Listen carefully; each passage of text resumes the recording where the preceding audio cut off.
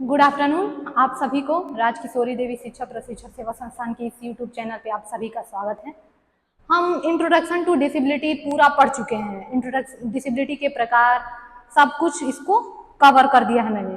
तो आज हम इससे रिलेटेड कुछ एमसीक्यू क्वेश्चंस को हल करेंगे, ठीक है।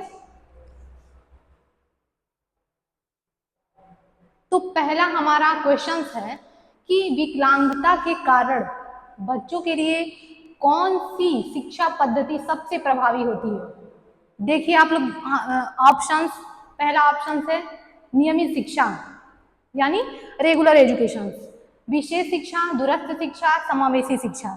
इसमें से कौन सा ऑप्शन सही होगा क्वेश्चन नंबर फर्स्ट का।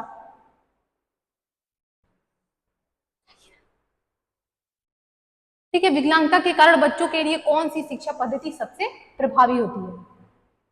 तो इसमें राइट आंसर कौन सा है, डी, समावेशी शिक्षा। समावेशी शिक्षा आप लोग पढ़ रहे होंगे।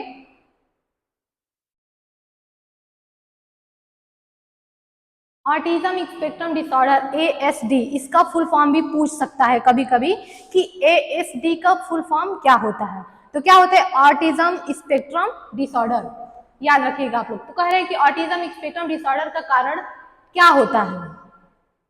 जेनेटिक कारण होता है, माता पिता की परवरिश, सामाजिक माहौल या संक्रमण। इसका राइट आंसर क्या होगा। इंट्रोडक्शन टू डिसेबिलिटी में हम 21 प्रकार की दिव्यांगता के बारे में पढ़ चुके हैं। उनके कारण क्या हैं, PWD एक्ट और RPW एक्ट की में कितनी दिव्यांगता है, RPWD एक्ट 2016 में कितनी दिव्यांगता है, हम सब इसके बारे में पढ़ चुके हैं। तो उसी से रिलेटेड कुछ ये क्वेश्चंस है, अब बहुत ही इंपॉर्टेंट है, आप लोग इसको नोट कर लीजिएगा। कह रहे कि ऑटिज्म स्पेक्ट्रम डिसऑर्डर का कारण क्या होता है। पहला है जेनेटिक कारण है, या माता पिता की परवरिश है, या सामाजिक माहौल है, या संक्रमण है। इसका राइट आंसर होगा जेनेटिक के कारण, यानी आनुवांशिकता है, आनुवंशिकता के कारण होता है ये। अगर माता पिता को ये है तो जाहिर सी बात है उनको बच्चों में भी ये देखने को मिलेगा। तो ये कौन सा कारण है, जेनेटिक कारण इसका है। राइट आंसर होगा ऑप्शन नंबर ए। विशेष शिक्षा का उद्देश्य क्या है, कह रहा है कि विशेष शिक्षा का उद्देश्य क्या है। ऑप्शन नंबर ए है विकलांग छात्रों की विशेष स्कूलों में पढ़ाना, यानी जब बच्चा विकलांग है तो उसको विशेष स्कूल में पढ़ाया जाए। क्या ये इसका सही ऑप्शन है। या विकलांग छात्रों को समाज से अलग रखना, यदि बच्चा विकलांग है या दिव्यांग है तो उसको समाज से अलग रखना, क्या इसका ये आंसर हो सकता है। बिल्कुल नहीं, क्योंकि हम दिव्यांग बच्चे को समाज की मुख्य धारा से जोड़ना चाहते हैं, ना कि उसको अलग करना चाहते हैं। अगला है कि विकलांग छात्रों की व्यक्तिगत जरूरतों को ध्यान में रखते हुए उन्हें शिक्षा प्रदान करना, या विकलांग छात्रों के लिए समान पाठ्यक्रम लागू करना। बताइए इसका राइट आंसर क्या होगा। विशेष शिक्षा का उद्देश्य क्या है।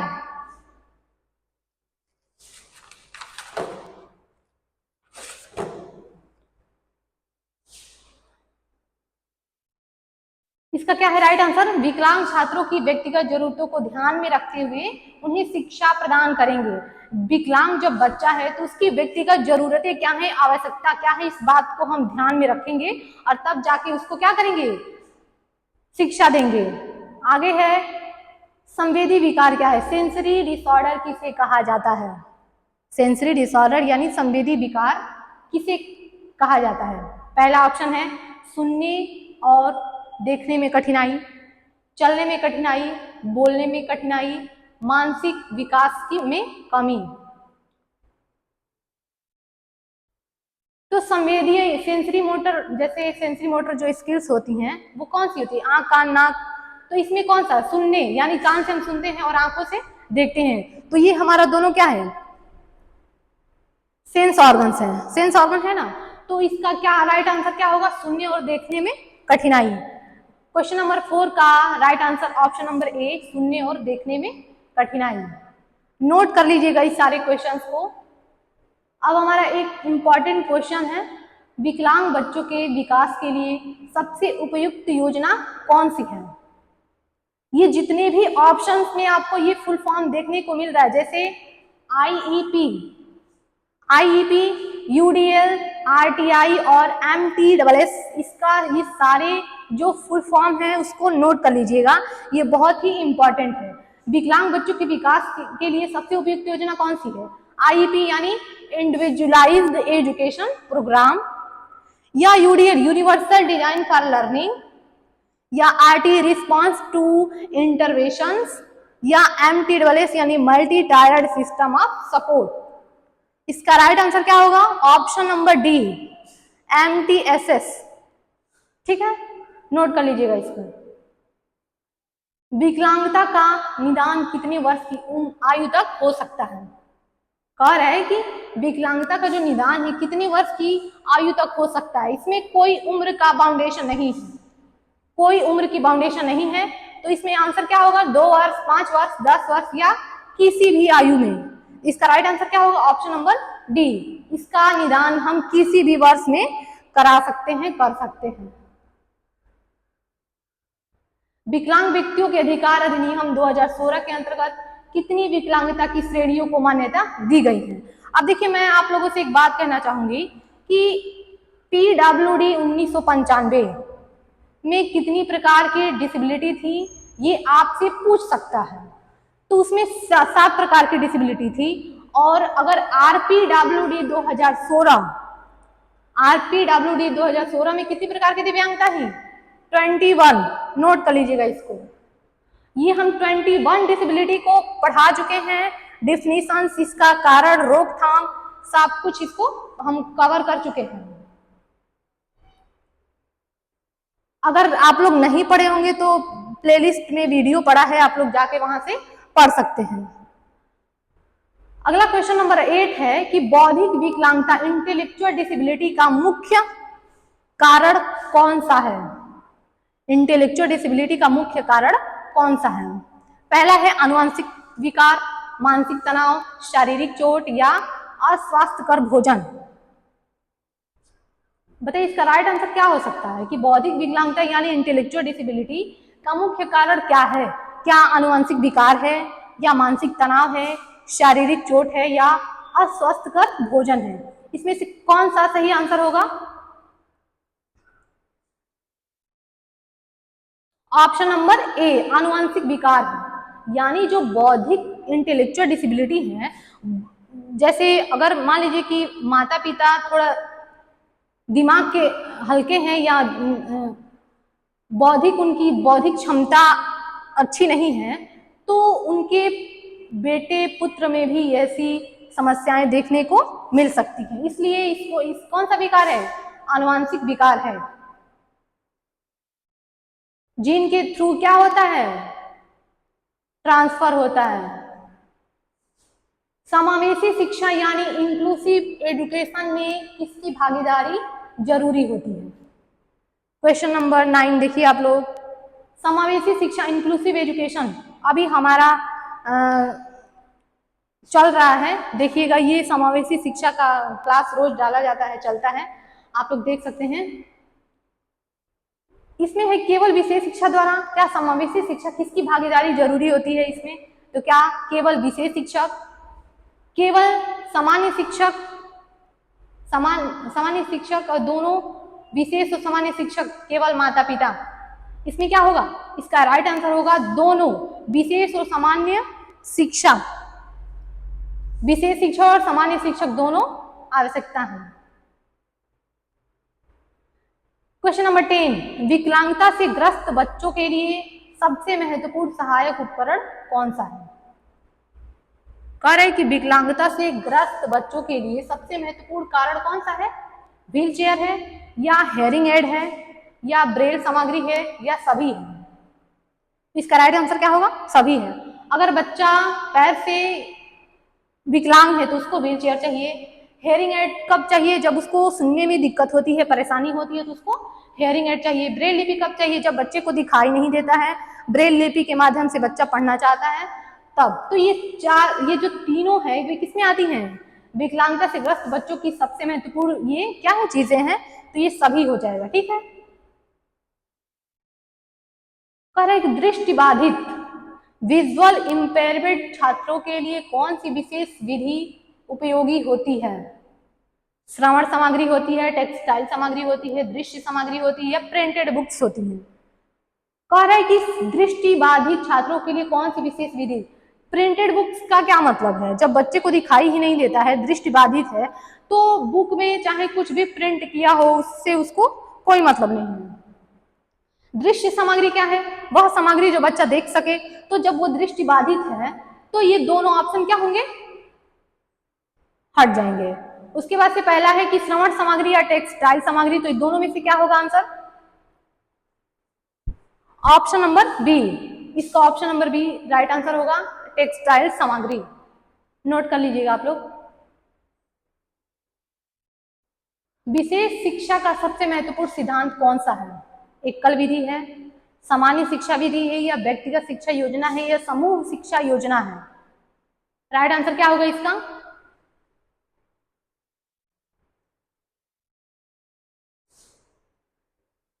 विशेष शिक्षा का सबसे महत्वपूर्ण सिद्धांत क्या है? एकल शिक्षा विधि है या सामान्य शिक्षा विधि है या व्यक्तिगत शिक्षा योजना है या समूह शिक्षा योजना है? इसका राइट आंसर क्या होगा? व्यक्तिगत शिक्षा योजना। जब जो व्यक्ति होते हैं वो अलग अलग क्षमताओं के साथ जन्म लेते हैं, ठीक है? तो जब हम व्यक्ति के बारे में सब अलग अलग तरह से सीखते हैं, सबका रहन सहन बोलचाल सब कुछ सबका अलग अलग है, तो ये व्यक्तिगत शिक्षा क्या है? कभी किसी को कुछ समझाया तो कोई बच्चा समझ लिया, कोई बच्चा नहीं समझा, तो हमको अलग अलग, जैसे हर व्यक्ति के साथ क्या करना है? उसकी समस्याओं को जानना है। विशेष शिक्षा का सबसे महत्वपूर्ण सिद्धांत यही है कि उसको व्यक्तिगत शिक्षा योजना के माध्यम से पढ़ाया जाए।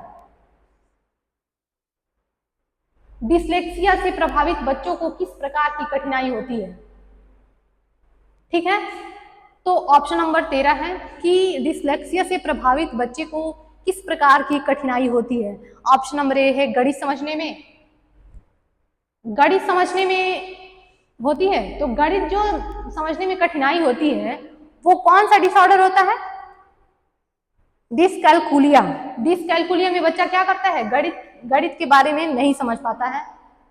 पढ़ाई के बारे में ऑप्शन क्या है? ऑप्शन ए है कि गणित समझने में कठिनाई होती है या पढ़ाई करने में कठिनाई होती है या सामाजिक संबंध बनाने में कठिनाई होती है। जैसे सामाजिक संबंध क्या है? लोगों के साथ मिलना जुलना, बातें करना, अपने भावों को दूसरों के सामने प्रकट करना, दूसरे के विचारों को समझना। तो क्या ये सब में उसको प्रॉब्लम होती है या ध्यान केंद्रित करने में? तो बताइए इसमें डिसलेक्सिया में हम इसमें 4 ऑप्शन में कौन सा सही होगा? बताइए, गणित समझने में, पढ़ाई करने में, सामाजिक संबंध बनाने में या ध्यान केंद्रित करने में?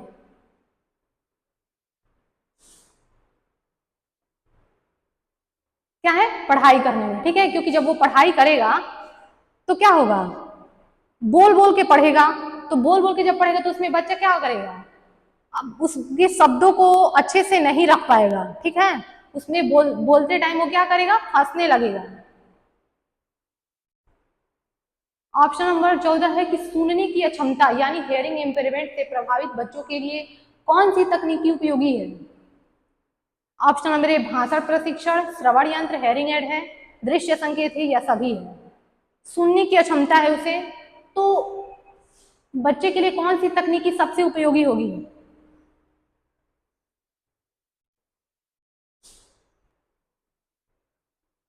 इसका राइट आंसर क्या होगा? ये सभी, भाषा प्रशिक्षण, श्रवण यंत्र और दृश्य संकेत और सभी। इसका राइट आंसर होगा डी, सभी। अब देखिए RPWD एक्ट 2016, हम उसमें कितने प्रकार की डिसेबिलिटी होती हैं? 21 प्रकार की होती हैं।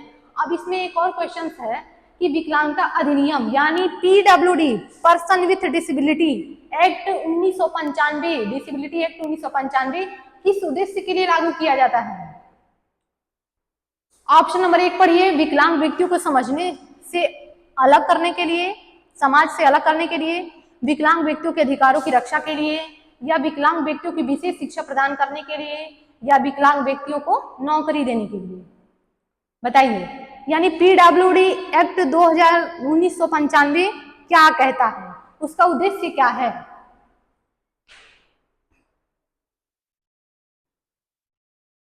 तो उद्देश्य इसका क्या है? विकलांग व्यक्तियों के अधिकारों की रक्षा के लिए, ताकि विकलांग व्यक्ति भी समाज में उसको समान अवसर प्रदान किया जा सके, उसको लोग मतलब समान अवसर प्रदान कर सके, उसको हीन भावना से ना देखे, उनकी अधिकारों की रक्षा हो, ठीक है। इसलिए विकलांगता अधिनियम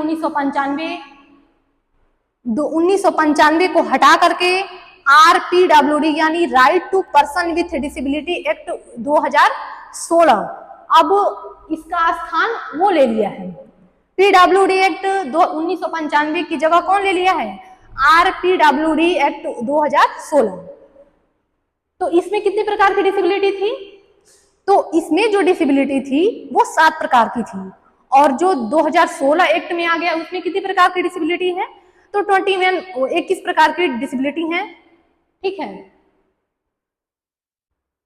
और एक बात पूछना चाहेंगे, मैं पढ़ाई हूं वीडियो में कि 1995 कह रहे कि विकलांगता अधिकार अधिनियम 1995 में विकलांग व्यक्तियों के लिए कितना परसेंट शिक्षा के क्षेत्र में आरक्षण प्रदान था, कोई बताएगा? तो ये 1995 में कितना था? 3%। इसको बढ़ा करके RPWD एक्ट 2016 में कितना कर दिया गया है? 4% कर दिया गया है, ठीक है, याद रखिएगा। विकलांगता के प्रभाव से बच्चे को किस प्रकार की कठिनाई का, हाँ इसका आंसर क्या होगा? विकलांगता अधिनियम 1995 किस उद्देश्य के लिए लागू किया जाता है? तो विकलांग व्यक्तियों के अधिकारों की रक्षा करने के लिए, ताकि विकलांग व्यक्ति भी समाज में इज्जत के साथ जी सके, समान अवसर उसको प्रदान किया जा सके, किसी भी रोजगार से, किसी भी चीज से उसको वंचित न किया जाए, समाज की मुख्य धारा से जोड़ करके उसको समाज के साथ साथ चलाया जाए। अगला है कि दिव्यांगता विकलांगता के प्रभाव से बच्चे को किस प्रकार की कठिनाइयों का सामना करना पड़ सकता है, बताइए? शारीरिक, संज्ञानात्मक, सामाजिक, उपरोक्त सभी। विकलांगता के प्रभाव से बच्चे को किस प्रकार की कठिनाइयों का सामना करना पड़ सकता है? तो इसमें क्या होगा? शारीरिक विकलांगता भी होती है, जानते हैं आप लोग। संज्ञानात्मक यानी ये वही है बौद्धिक इंटेलेक्चुअल डिसेबिलिटी, संज्ञानात्मक और सामाजिक, और उपयुक्त सभी। इसका राइट आंसर क्या होगा? उपयुक्त सभी। ऑटिज्म स्पेक्ट्रम डिसऑर्डर के बच्चे किस प्रकार की समस्याओं का सामना करते हैं? यानी अगर किसी बच्चे को ASD है, ऑटिज्म स्पेक्ट्रम डिसऑर्डर है, तो उसको किस प्रकार की समस्याओं का सामना करना पड़ेगा? पहला है सामाजिक और संचार में कठिनाई, मोटर कौशल में सुधार, ध्यान केंद्रित करने में कमी, केवल शारीरिक कठिनाई। तो देखिए, जिस बच्चे को ऑटिज्म स्पेक्ट्रम डिसऑर्डर होता है वो अपनी भाव को बदलता रहता है, किसी एक चीज पे वो टिका नहीं रहेगा, उसको ध्यान केंद्रित करने में कठिनाई होती है। अभी कुछ और कहेगा, अभी थोड़ी देर में कुछ और कहेगा। अगर किसी चीज को हम फोकस नहीं कर पाता है, किसी कामों में किसी लक्ष्य को केंद्रित नहीं कर पाता है, तो इसका राइट आंसर क्या होगा? सामाजिक और संचार में कठिनाई, मोटर कौशल में सुधार, ध्यान केंद्रित करने में कमी, शारीरिक, केवल शारीरिक कठिनाई। तो इसका राइट आंसर होगा सामाजिक और संचार में कठिनाई, क्योंकि जब ऑटिज्म स्पेक्ट्रम वाले बच्चे क्या करते हैं, समाज से या लोगों से दूर भागते हैं, उनके साथ ताल में नहीं बैठा पाते हैं, तो वो लोगों से कटे कटे से रहते हैं, खुद में ही गुमसुद रहते हैं, अपने में ही मस्त रहते हैं, किसी की बातों को नहीं सुनेंगे, ठीक है। ऑटिज्म स्पेक्ट्रम जिस बच्चे को हुआ रहेगा वो खुद में ही मस्त रहेगा, किसी की बातों को ना सुनेगा ना समझेगा। और 18 नंबर क्वेश्चन देखिए, विकलांग छात्रों के लिए ब्रेल पद्धति किस क्षेत्र में उपयोगी है? सुनने में, देखने में, चलने में या भाषण देने में? बताइए। ब्रेल पद्धति, ब्रेल पद्धति की खोज किसने की थी? लुइस ब्रेल ने, ठीक है। कब की थी? तो 4 जनवरी को की थी। कह रहा है कि सुनने में नहीं, ब्रेल पद्धति कौन लोग पढ़ते हैं? जिनको दिखाई नहीं देती है, जो दृष्टि बाधित होते हैं, वो लोग ब्रेल पद्धति की यूज करते हैं, ब्रेल पद्धति के द्वारा पढ़ते हैं। तो सुनने में इसका गलत हो जाएगा, चलने में, भाषण देने में। इसका राइट आंसर क्या होगा? देखने में।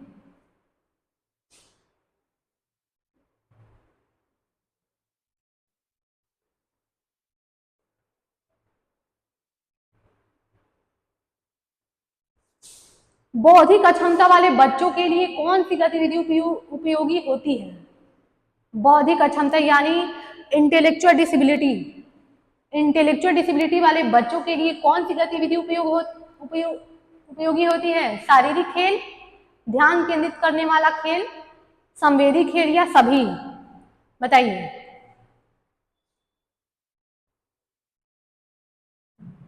इसका राइट आंसर क्या होगा? सभी। शारीरिक खेल, ध्यान केंद्रित वाले करने वाले खेल, संवेदी खेल और सभी। ऑप्शन नंबर डी सही है। ऑप्शन नंबर बी हम पढ़ेंगे एडीएचडी। एडीएचडी का फुल फॉर्म बहुत ही इंपॉर्टेंट है, मोस्ट इंपॉर्टेंट, आप लोग नोट कर लीजिएगा। इसका फुल फॉर्म क्या होता है? Attention deficiency hyperactivity disorder से प्रभावित बच्चों में कौन सा प्रमुख लक्षण होता है? बताइए। देखने में कठिनाई, सामाजिक ध्यान केंद्रित करने में कठिनाई, चलने में कठिनाई, सामाजिक संपर्क में कमी, देखने में कठिनाई। इसका राइट आंसर क्या होगा? देखिए कह रहा है attention deficient hyper activity disorder. ठीक है, तो ये क्वेश्चन को पढ़ने से ही पता चल रहा है क्या कि ध्यान केंद्रित करने में कठिनाई। वो बच्चा किसी एक जगह अपने ध्यान को, अपने मस्तिष्क को नहीं, अपने लक्ष्य को नहीं निर्धारित कर सकता है। ठीक है, तो इसका राइट आंसर क्या होगा? Option number A. Question number 20 का राइट आंसर क्या होगा? ऑप्शन नंबर ए, ध्यान केंद्रित करने में कठिनाई। ये सारे जो क्वेश्चन है बहुत ही इंपॉर्टेंट है, आप सभी इसको नोट कर लीजिएगा। अगला है कि विकलांग बच्चों के लिए सबसे उपयुक्त शिक्षण पद्धति क्या है? क्या पाठ्य पुस्तक आधारित, खेल आधारित शिक्षण, रोबोटिक्स शिक्षण या दूरस्थ शिक्षा? विकलांग बच्चों के सबसे उपयुक्त शिक्षण पद्धति क्या है? खेल आधारित शिक्षण, क्योंकि बच्चे खेल खेल में क्या करते हैं? ज्यादा सीखते हैं। खेल खेल में क्या करते हैं बच्चे? ज्यादा कुछ सीखते हैं। तो इसका राइट आंसर क्या होगा? खेल आधारित शिक्षण। निम्नलिखित में से कौन सा विकलांगता के लिए सही समर्थन है? सहकर्मी समर्थन, परिवार का समर्थन, शिक्षक का समर्थन। यदि बच्चा विकलांग है तो शिक्षक का समर्थन बहुत जरूरी है। विकलांग बच्चा है, जब वो शिक्षा प्राप्त करना चाहता है तो शिक्षक का समर्थन जरूरी है। सबसे ज्यादा जरूरी क्या है? परिवार का समर्थन। अगर परिवार ही उसके समर्थन नहीं करेंगे तो वो बच्चा आगे नहीं बढ़ेगा। ठीक है, सहकर्मी यानी उसके जो आसपास हैं सब लोग उसको क्या करते हैं? समर्थन करते हैं, आगे बढ़ने के लिए प्रेरित करते हैं। तो विकलांग बच्चा क्या करता है? सही डायरेक्शन में अपनी लक्ष्य को प्राप्त करता है और सबके साथ अच्छे से रहता है। तो इसका राइट आंसर क्या होगा? ये सभी, सहकर्मी समर्थन, परिवार का समर्थन या शिक्षक का समर्थन, ये तीनों ऑप्शन क्या है? सही है। तो इसका राइट आंसर क्या होगा? Option number D. विशेष शिक्षा की जरूरतें किससे संबंधित होती हैं? केवल शारीरिक विकलांगता से, केवल मानसिक विकलांगता से, विभिन्न प्रकार की विकलांगता, केवल सामाजिक समस्याएं? क्वेश्चन नंबर 23 क्या कह रहा है कि विशेष शिक्षा की जरूरतें किससे संबंधित होती हैं? ऑप्शन नंबर ए क्या है? केवल शारीरिक विकलांगता से? नहीं, ये जो विशेष शिक्षा की जरूरतें हैं वो केवल सामाजिक, शारीरिक क्या है कि शारीरिक विकलांगता से इसका कोई मतलब नहीं है। केवल मानसिक विकलांगता, विभिन्न प्रकार की विकलांगता, केवल सामाजिक समस्याएं। बताइए इसका राइट आंसर क्या होगा?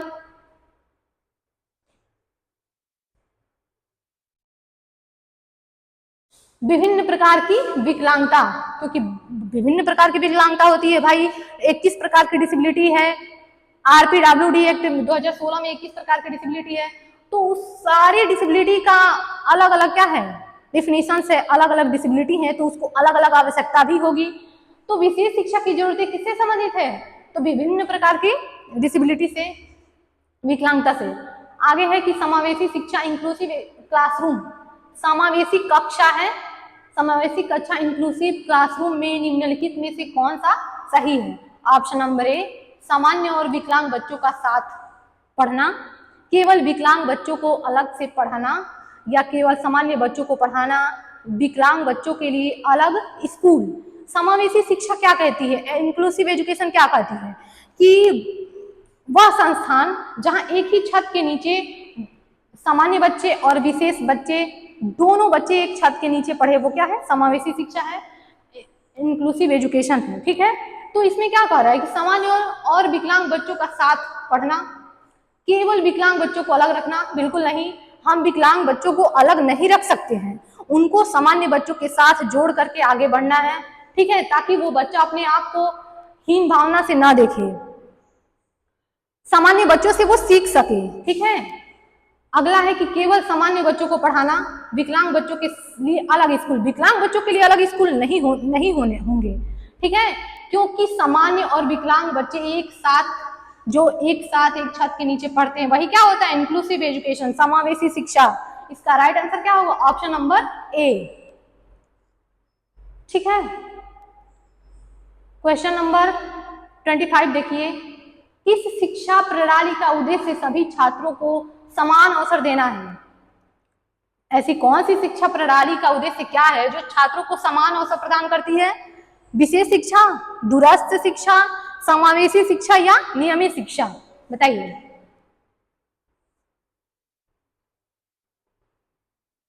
इसका राइट आंसर क्या होगा?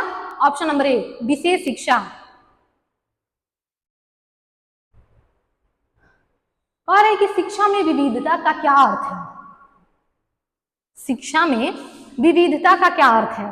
तो इसमें ऑप्शन क्या दिया है? केवल विकलांग बच्चों की शिक्षा, केवल सामान्य बच्चों की शिक्षा, विभिन्न क्षमता और पृष्ठभूमि के बच्चों के साथ में शिक्षित करना, केवल प्रतिभाशाली बच्चों की शिक्षा। देखिए क्या कह रहे हैं कि शिक्षा में विविधता का क्या अर्थ है? कह रहे कि इसका राइट आंसर क्या होगा? Option number B. क्यों? क्योंकि कह रहे हैं कि विभिन्न क्षमता, सबकी क्षमताएं अलग अलग होती हैं। ठीक है, कोई जल्दी सीखता है, कोई बाद में सीखता है, किसी को समझ में नहीं आता है, कौन क्या बताकर चला गया, कुछ पहले नहीं पढ़ा। तो कह रहा है कि इसमें विभिन्न क्षमता क्या होती हैं? सबकी क्षमताएं अलग अलग होती हैं, सबके अलग अलग पृष्ठभूमि से बच्चे आते हैं, कोई अच्छे फैमिली से आता है, किसी की आर्थिक स्थिति ठीक नहीं होती है, तो सबकी पृष्ठभूमि क्या है? अलग अलग है। तो कह रहा है इसमें क्या होगा? शिक्षा में विविधता का क्या अर्थ है? ऑप्शन नंबर सी होगा, विभिन्न क्षमता और पृष्ठभूमि के बच्चों को साथ में शिक्षित करना। समावेशी शिक्षा, इंक्लूसिव एजुकेशन। ठीक है, इंक्लूसिव एजुकेशन मैंने आपको बताया कि इंक्लूसिव एजुकेशन का क्या अर्थ है। जब एक छत के नीचे सामान्य बच्चे, विशेष बच्चे दोनों एक साथ मिल करके शिक्षा ग्रहण करते हैं, वो क्या, कौन सी शिक्षा कहलाती है? समावेशी शिक्षा यानी इंक्लूसिव एजुकेशन। कह रहे कि इंक्लूसिव एजुकेशन के प्रमुख सिद्धांतों में क्या एक क्या है, यानी ये चार ऑप्शन में एक कौन सा इसमें ऑप्शन सही है समावेशी शिक्षा के लिए? तो पहला है कि विकलांग बच्चों को अलग स्कूल में भेजना। बताइए, क्या विकलांग, यदि बच्चा विकलांग है तो हम उसको अलग स्कूल में भेजेंगे? विकलांग और सामान्य बच्चों को एक साथ पढ़ाना, विकलांग बच्चों को मुख्य धारा से बाहर रखना। हमारा उद्देश्य क्या है? दिव्यांग बच्चों को समाज के मुख्य धारा से जोड़ना, ना कि उसे अलग करना। विकलांग बच्चों को मुख्य धारा से बाहर रखना, विशेष शिक्षा और सामान्य शिक्षा को अलग अलग रखना, बिल्कुल नहीं।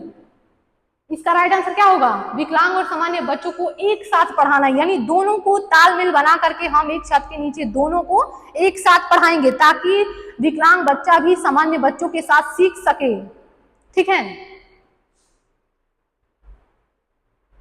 किस योजना के तहत विकलांग छात्रों के लिए विशेष सुविधाएं और संसाधन प्रदान किए जाते हैं?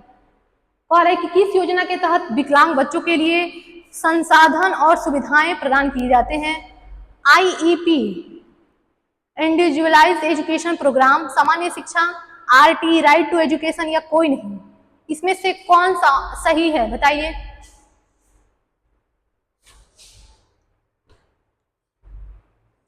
किस योजना के तहत विकलांग छात्रों के लिए विशेष सुविधाएं और संसाधन प्रदान किए जाते हैं? तो इसका राइट आंसर क्या होगा?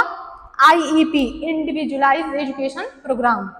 क्वेश्चन नंबर 28 का ऑप्शन नंबर ए सही है, नोट कर लीजिएगा। 29 दृष्टि बाधित छात्रों के लिए कौन सा उपकरण सबसे प्रभावी होता है? क्या श्रवण यंत्र? जब उसको दिखाई नहीं दे रहा है तो हम उसको श्रवण यंत्र क्यों देंगे? स्पर्श पद्धति यानी ब्रेल, व्हील चेयर या कंप्यूटर? कंप्यूटर क्यों देंगे भाई, व्हील चेयर क्यों देंगे? तो इसका आंसर क्या होगा? स्पर्श पद्धति यानी ब्रेल पद्धति के द्वारा हम उसको क्या करेंगे? पढ़ाएंगे। श्रवण बाधित बच्चों के लिए कौन सी भाषा सबसे अधिक उपयुक्त है? साइन लैंग्वेज, ब्रेल, लिखित भाषा या भाषण भाषा? जब बच्चा सुन नहीं सकता है तो वो उसके लिए कौन सी भाषा सबसे अधिक प्रभावी है? आप लोग सपोज कीजिए कि किसी को सुनाई नहीं देता है, आप अपनी बातों को बता रहे हैं और सामने वाला सुन ही नहीं रहा है, समझ ही नहीं रहा है, तो आप उसको किस प्रकार की भाषा का प्रयोग करेंगे ताकि वो हमारी बातों को, हमारे मनोभावों को समझ सके? तो इसमें क्या दिया है? Sign language. ठीक है, जैसे साइन लैंग्वेज में हमारे यहाँ चलता है, ए कैसे बनता है? ऐसे, बी ऐसे, सी ऐसे, डी ऐसे, तो ये क्या है? साइन लैंग्वेज है। तो इस तरह से बच्चे क्या करते हैं? श्रवण बाधित जो छात्र होते हैं वो क्या करते हैं? साइन लैंग्वेज के द्वारा सीख सकते हैं, समझ सकते हैं बातों को। ठीक है, फिर एक क्वेश्चन आ गया एडीएचडी से। इसका क्या होगा? एडीएचडी का attention deficiency hyperactivity disorder. Note किए हैं आप लोग? मैं बार बार बोल रही हूं कि एडीएचडी और ASD spectrum autism spectrum disorder, और इसका क्या होगा? Attention deficiency hyperactivity disorder से प्रभावित बच्चों के लिए सबसे उपयुक्त शिक्षण विधि कौन सी है? लंबी अवधि का व्याख्यान, सक्रिय और व्यवहारिक। लंबी अवधि का व्याख्यान मतलब वो बहुत लंबा मतलब घंटे 2 घंटे का भाषण दे सकता है, क्या ये सही है? सक्रिय और व्यवहारिक गतिविधियां केवल पढ़ाई पर जोर देता है, समूह कार्य को बढ़ावा देता है।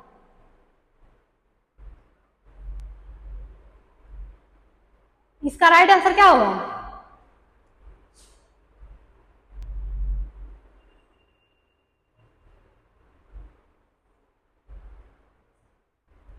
कह रहे कि एडीएचडी से प्रभावित छात्रों के लिए सबसे उपयुक्त शिक्षण पद्धति कौन सी है? सक्रिय और व्यवहारिक गतिविधियां।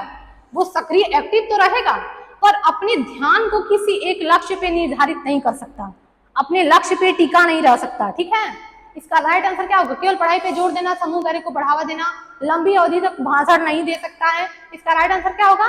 सक्रिय और व्यवहारिक गतिविधियां, ऑप्शन नंबर बी।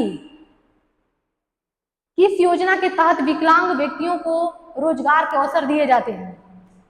किस योजना के तहत विकलांग व्यक्तियों को रोजगार के अवसर दिए जाते हैं? श्रम मंत्रालय की योजना, बी नंबर है विकलांग अधिकार अधिनियम, तीसरा है कि राष्ट्रीय रोजगार गारंटी योजना, चौथा है कि राष्ट्रीय विकलांगता नीति। इस चारों में से ऐसी कौन सी योजना है जिसके तहत विकलांग व्यक्तियों को रोजगार के अवसर प्रदान किए जाते हैं? बताइए।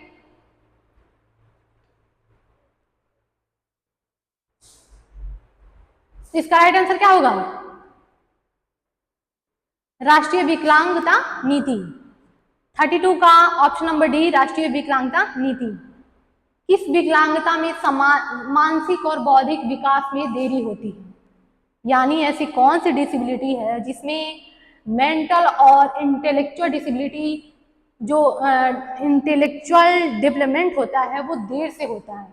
क्या श्रवण बाधित, दृष्टि बाधित, बौद्धिक विकलांगता या ऑटिज्म?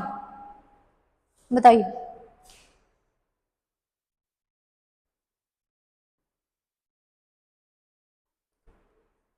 इसका राइट आंसर क्या होगा? किस विकलांगता में मानसिक और बौद्धिक विकास देरी से होती है? तो वो ऑटिज्म है। ठीक है, बधिरता यानी डेफनेस किस प्रकार की विकलांगता है? शारीरिक है, संवेदी है, मानसिक और बौद्धिक है? तो ये कैसी है? बधिर किसको बोलेंगे?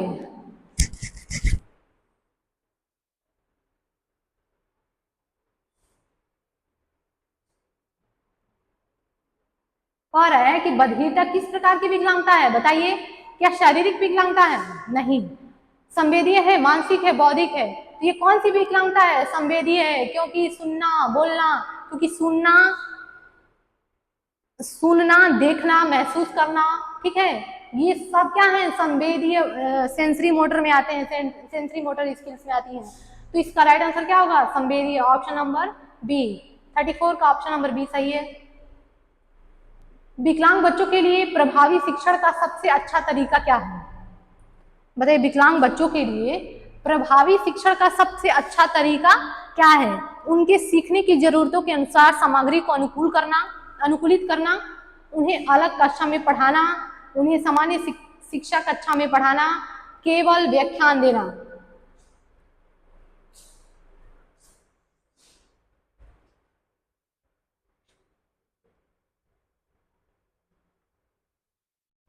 कह रहे कि विकलांग बच्चों के लिए प्रभावी शिक्षण का सबसे अच्छा तरीका क्या है?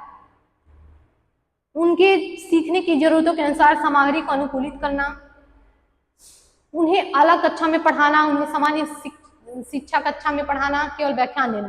इसका राइट आंसर क्या होगा? राइट आंसर इसका होगा ऑप्शन नंबर ए, उनके सीखने की जरूरतों के अनुसार, यानी वो किस प्रकार, उसकी जो सीखने की क्षमता है, किस प्रकार बच्चा सीखना चाहता है, उनके पहले उनके बारे में हम जानेंगे, ठीक है। तो कह रहे कि उनके सीखने की जरूरतों के अनुसार वो किस प्रकार सीख रहा है, सामग्री को अनुकूलित करना, यानी उसको सीखने में जो जो सामग्री की आवश्यकता हमें पड़ेगी उसको क्या करेंगे, अनुकूल करेंगे, यानी उसको दिलाएंगे। ऑप्शन नंबर क्या होगा, ए। 35 का ऑप्शन नंबर ए सही है। विशेष आवश्यकता वाले बच्चे किसे कहा जाता है? क्या सामान्य बच्चे को कहते हैं, या वे बच्चे जिन्हें शारीरिक, मानसिक या संवेदीय विकलांगता हो, केवल श्रवण बाधित बच्चे हो, केवल दृष्टि बाधित बच्चे हो? इसका राइट आंसर क्या होगा, ऑप्शन नंबर बी, वे बच्चे जिन्हें शारीरिक, मानसिक या संवेदी विकलांगता हो। यानी जब एक ही व्यक्ति में ये सारी विकलांगता पाई जाती है तो उसको क्या बोलते हैं, उसको क्या बोलते हैं, बहुविकलांगता, ठीक है। विशेष 36 का क्या होगा, ऑप्शन नंबर बी, वे बच्चे जिन्हें शारीरिक, मानसिक और संवेदीय विकलांगता हो। 35 का ऑप्शन नंबर बी सही है, नोट कर लीजिएगा आप लोग।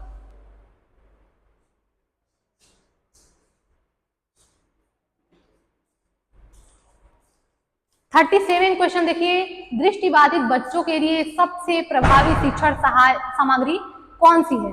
रंगीन चित्र दिखाना। अगर बच्चे को दिखाई नहीं देता है तो हम रंगीन चित्र दिखा करके क्या करेंगे?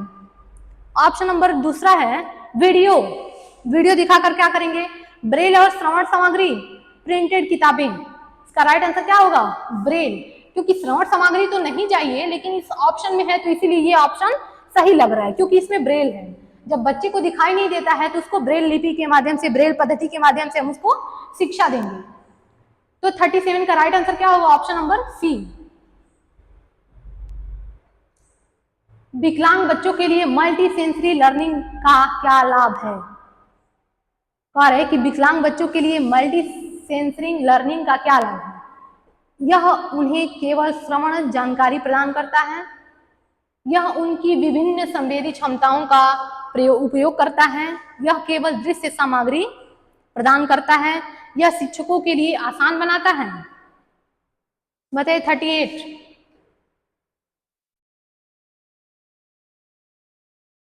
इसका राइट आंसर होगा ऑप्शन नंबर बी, यह उनकी विभिन्न संवेदी क्षमताओं का उपयोग करता है, ठीक है। उसमें देखिए क्या करें, विकलांग बच्चों के लिए multi censoring learning, multi censoring learning का क्या अर्थ है, तो उसका अर्थ यह है कि उनकी विभिन्न संवेदी क्षमताओं, संवेदी क्षमता क्या है, अच्छे से दिखाई देना, सुनाई देना, ठीक है, महसूस करना, कह रहा है कि संवेदी क्षमताओं का उपयोग करता हूं। ऑप्शन नंबर बी सही है उसका। 39 देखिए, विकलांगता के लिए कौन सा सबसे अधिक उपयोगी तकनीकी साधन है? कंप्यूटर है, हेयरिंग एड है, ब्रेल डिस्प्ले है, सभी है।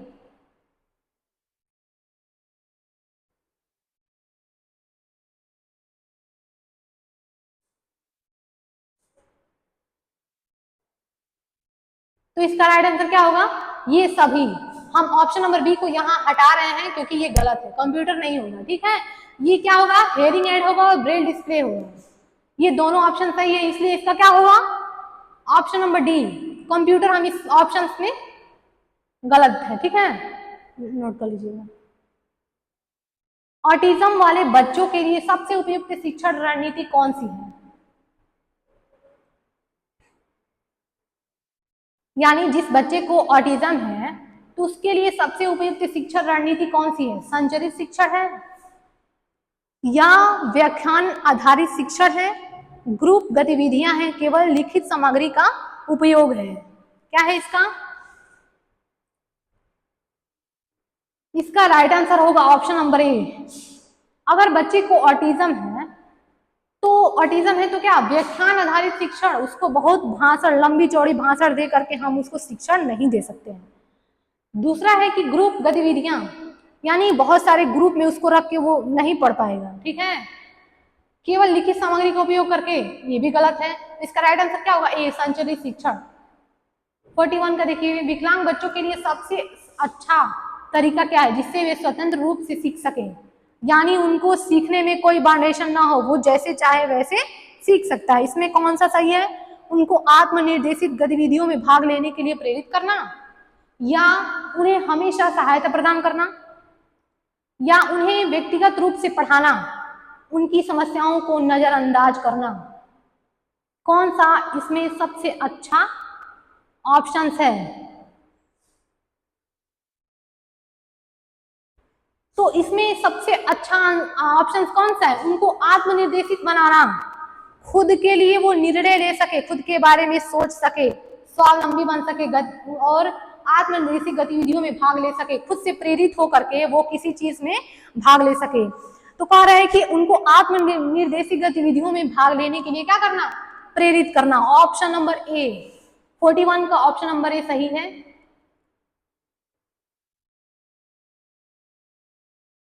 संज्ञानात्मक अक्षमता, कॉग्निटिव डिसेबिलिटी का क्या अर्थ है? शारीरिक विकलांगता, मानसिक और सोचने की क्षमता में कठिनाई। देखिए, कॉग्निटिव डिसेबिलिटी, संज्ञान, ठीक है। तो इसमें क्वेश्चन को पढ़ के ही हमको मालूम चल रहा है कि इसका आंसर क्या होगा। शारीरिक विकलांगता होगा नहीं, भाषण में समस्या होगा नहीं, केवल दृष्टि में कठिनाई होगा नहीं। इसका ऑप्शन नंबर बी, मानसिक और सोचने की क्षमता में कठिनाई होती है। विकलांगता से संबंधित कार्यात्मक दृष्टिकोण यानी फंक्शनल अप्रोच क्या है? बच्चे की कमजोरी पर ध्यान देना। ऑप्शन नंबर एक क्या है?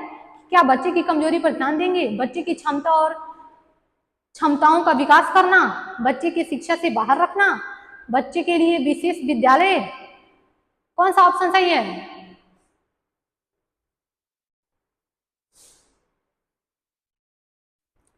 तो विकलांगता का संबंधित कार्यात्मक दृष्टिकोण क्या है? तो हमारा दृष्टिकोण क्या होना चाहिए कि बच्चे की जो क्षमता है उसकी क्षमताओं को और ज्यादा डेवलप करना, विकास करना। इसका राइट आंसर क्या होगा? 43 का राइट आंसर होगा ऑप्शन नंबर बी। 44 देखिए, डिसलेक्सिया वाले छात्रों को पढ़ाने के लिए कौन सी विधि सबसे अच्छी है?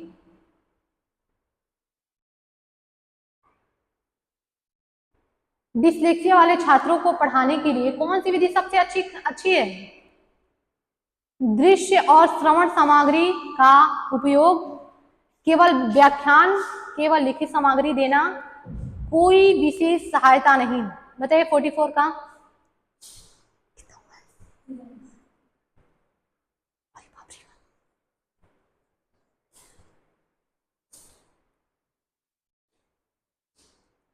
क्या कह रहा है कि डिसलेक्सिया वाले बच्चों को पढ़ाने के लिए कौन सी विधि सबसे अच्छी है?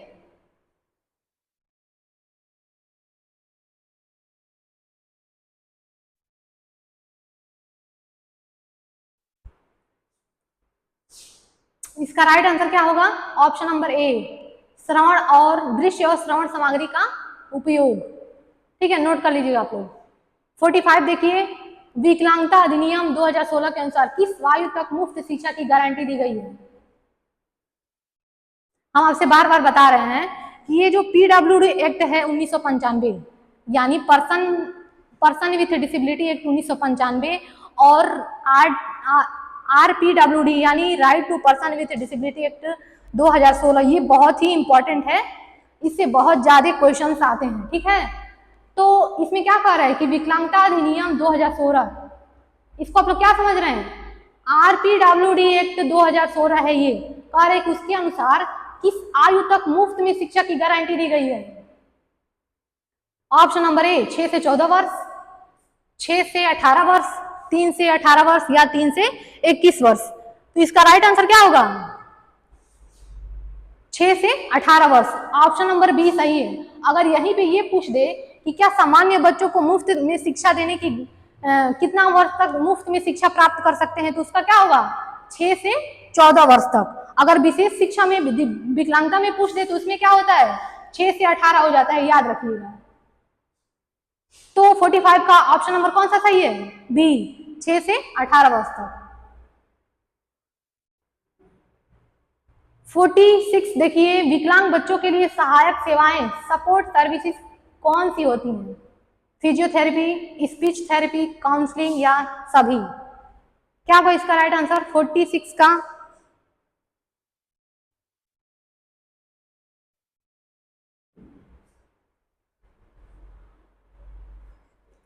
देखिए, विकलांग बच्चों के लिए सहायक सेवाएं ये तीनों क्या हैं? उपयोगी हैं, तीनों हमारे काम में आती हैं। फिजियोथेरेपी भी, स्पीच थेरेपी भी, अगर बच्चे श्रवण बाधित है, बोल नहीं पाता, बधिर है, बोल नहीं पाता है, तो उसको स्पीच थेरेपी कराया जाता है, काउंसलिंग, ये तीनों क्या है? ऑप्शन नंबर तीनों सही है। तो इसका क्या होगा? ऑप्शन नंबर डी, 46 का ऑप्शन नंबर डी सही है। कौन सा कानून विकलांग बच्चों को शिक्षा में समान अधिकार प्रदान करता है? क्या बाल श्रम निषेध अधिनियम, विकलांगता अधिकार अधिनियम 2016, शिक्षा का अधिकार अधिनियम या संविधान का अनुच्छेद 21A?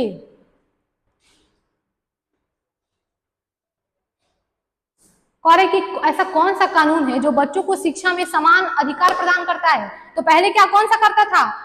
पीडब्ल्यूडी एक्ट 1995, अब उसकी जगह कौन ले लिया है? RPWD act 2016। तो उसी के अनुसार, यानी विकलांगता अधिकार अधिनियम 2016, इसके अनुसार क्या होता है? विकलांग बच्चों को शिक्षा में समान अधिकार, हर चीज में इसको क्या करना चाहिए? समान अवसर मिलने चाहिए। 48 का किस प्रकार की विकलांगता में बच्चे को बोलने में कठिनाई होती है?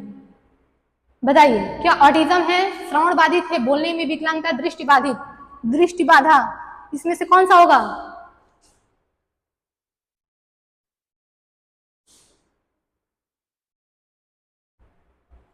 तो इसमें क्या होगा? ऑप्शन नंबर बी, सी, बोलने की विकलांगता। विशेष आवश्यकता वाले बच्चों के लिए सहायक प्रौद्योगिकी का क्या महत्व है?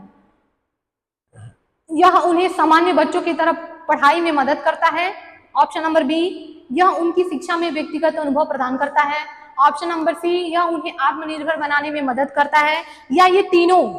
बताइए। 49 का ऑप्शन नंबर डी, ठीक है।